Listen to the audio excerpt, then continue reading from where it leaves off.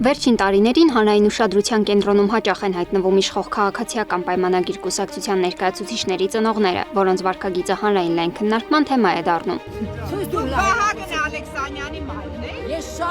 Ամենաթարմ օրինակը ԿՊԱ-ական պատգամավոր Վահագն Ալեքսանյանի մոր մասնակցության միջադեպն է։ Ալեքսանյանի մայրը մոտեցել է չեմ վստահում նախաձեռնության երիտասարդ ակտիվիստներին, վիրավորել նրանց եւ ընդդիմության առաջնորդներին, հետո ձեռնափայտով հարվածել է ակցիայի մասնակիցներին։ Նողկալի այս միջադեպը իհարկե տեղի չէր ունենա, եթե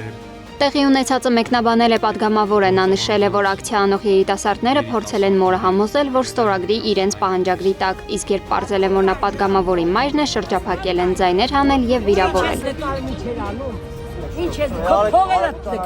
Ամեն համբալ չգա կայնիստ է։ Ավելի վաղ սկանդալի կենտրոնում էր հայտնվել Երևանի քաղաքապետ Տիգրան Ավինյանի հայրը, պատասխանելով կարմիր գծերի թանկացման մասին հարցին, քաղաքապետի հայրը վիրավորել էր Օպելի վարորդներին։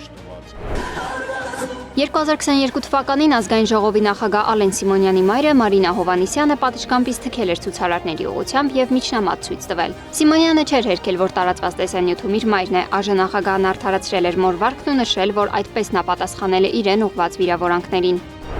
2020 թվականին ԿՊԱ-ական պատգամավոր Լուսինե Բադալյանի մայրը եռման ջուր է լցրել ցուցարար երիտասարդների վրա։ Տարատեսակ միջադեպերը միայն պաշտոնյաների ծնողներով չեն եզրափակվում։ Անցած տարիների ընթացքում տարբեր սկանդալների կենտրոնում են հայտնվել նաև պատգամավորների քույրերն ու եղբայրները կամ այլ ազգականներ։ Լանա Թորոսյան, ABC Media։